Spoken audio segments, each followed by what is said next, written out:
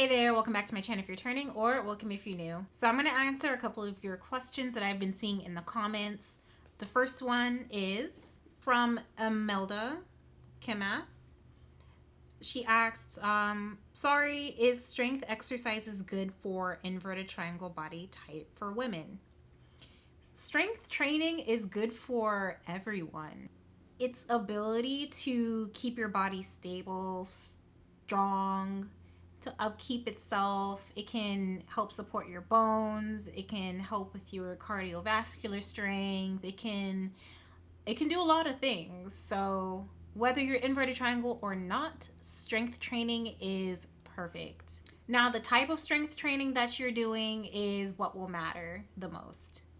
I'm going to be beating my face, by the way, because I'm going to be heading into work. So yeah. Primarily, since you are an inverted triangle and your goal is to balance your lower body with your upper body, what you want to do is focus on strength training that will grow your lower half and will maintain the strength of your upper half. No, this will not make you look manly. This is a misconception. I am just overhearing that. Like, strength training, lifting weights, all that stuff is not going to make you look manly. If anything, it's going to enhance your feminine features. So when it comes to strength training, you want to focus on anything that will cause hypertrophy. And what is hypertrophy? That is breaking down the muscles so that they can repair themselves and cause growth. As you exercise, they break down, and when they repair themselves, they, I guess, reinforce more protein to rebuild itself so that it's bigger, stronger, and so that it can handle the whatever work you were putting onto it. By the way, this sunscreen right here, it says clear and that it doesn't like show any residue. Bold-faced lie.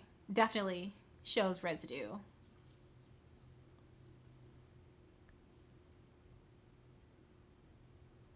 And that's for me putting a little bit too. Whatever. About to put makeup on it. So as a beginner, you can start strength training 2 to 3 times a week. And in these 2 to 3 days, the sessions can consist of low reps with a weight that's challenging for you. And basically what you're working with is like what they call in the fitness world, like your 1 rep max, meaning the largest amount of weight you can possibly lift. You're going to be working 75% to 85% of that weight. And you're going to be doing like at minimum 3 sets, at most 6 sets. Hopefully that answered your question. And if you have any more questions, definitely put them below. And the next question I have is from Yesenia Suazo. And she asks, what if you want to lose fat and gain muscle? That's a good question. Often there is the misconception that you can't do the both at the same time. However, you can. Losing fat, what it really means is that you are eating in a calorie deficit. And gaining muscle, really what that is making sure that you're taking in an adequate amount of protein to help with muscle rebuilding. And you're training in a way that is stimulating muscle protein synthesis, aka muscle growth. So what does it mean to eat in a calorie deficit? Well, given by your current body weight and your current height and things like that, what is the minimum that you need to eat to be able to maintain that weight that you have? That can be found out through a calculator online. And from whatever number it gives you, whatever ballpark number it gives you, about 300 to 500 calories below that will be a safe, sweet spot. Now, don't go crazy eating like 1,000 calories below your needed calories, because that's just starvation, and unnecessary fatigue on your body. And especially if you're a woman, you don't want to do that to yourself because that's going to cause more harm than good. And the way that you're supposed to be training is basically what I mentioned before, with working in a number of sets and reps that will cause hypertrophy or muscle growth.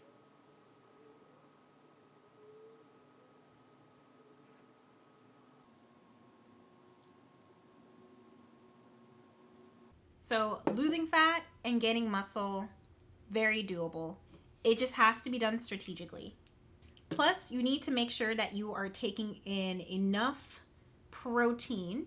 So that would be aiming for about 20 to 40 grams of protein per meal. The exact math is 0.7 to 1.0 grams per pound. So that's like the math that they use to actually determine the real number that you're supposed to be consuming protein. But it's much easier to think about 20 to 40 per meal, especially if you eat 3 standard meals a day. It will be at least like 60 to 120 grams of protein, which is going to be perfect. So last question is from Jeannie Moyo. I need to know, can inverted triangle shape become wider hips? Probably my most popular question ever. And the answer is you can't grow your hips because they are bones. You can't grow your bones, but you can create illusion of the shape of your body by reshaping your legs and your torso and your upper body, like the fat that's in your body. You can cause the illusion that your hips are bigger than they are by, one, putting curves in your body. You can do it through, well, one way is waist training. Another way is through muscle hypertrophy on your bottom half. That's also good too. Or you can do it through just the illusion of clothing. Just what you wear can make a difference too. But that's not to say that just because your hip bones are structured like that, and again, to determine how your inverted triangle body, it should be done by bone structure.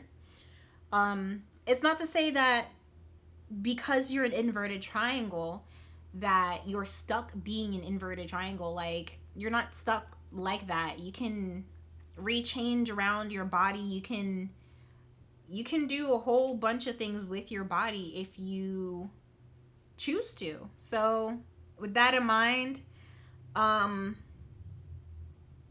guess the real question is, like, is it possible to redistribute your body in a way that'll make it look more wider? Yeah, possible. Muscle hypertrophy or waist training. Now, just because you're trying to grow your lower half, that does not mean you should be ignoring your upper half. It is so important to keep your arms in shape too, because you want to make sure that your arms stay tight and that they don't have that flab, you know, because that can make things worse. Like any excess on the top, excess fat, excess or loose skin, loose muscle, like anything that's like anything that can add extra padding to the top of your body, you want to handle that too. So controlling body fat will be important. And also like tightening and keeping your core tight and your arm muscles tight too. Like all that needs to be in. Having a nice chest too, like even working on your chest. Even though like, yeah, now it's getting into territory where, oh no, I don't want to grow my chest. It's not the fact of growing your chest. It's keeping everything tight, everything together, everything uniform and sleek, and you know, because the goal is to get yourself snatched. Okay, you feel me? Thank you for asking your question, Jeannie. I hope that I was helpful and that I answered your question. And if you are watching and you want a question answered, definitely comment down below any questions that you have about being an inverted triangle, fitness, just anything in general. I will be answering questions in a series of videos just like this one. So maybe yours might pop up on the screen too. If you found this video helpful, definitely give me a thumbs up. It lets me know that I should keep doing what I'm doing, and it really, really helps support this channel. It lets YouTube know that, hey, I should keep pushing this video out.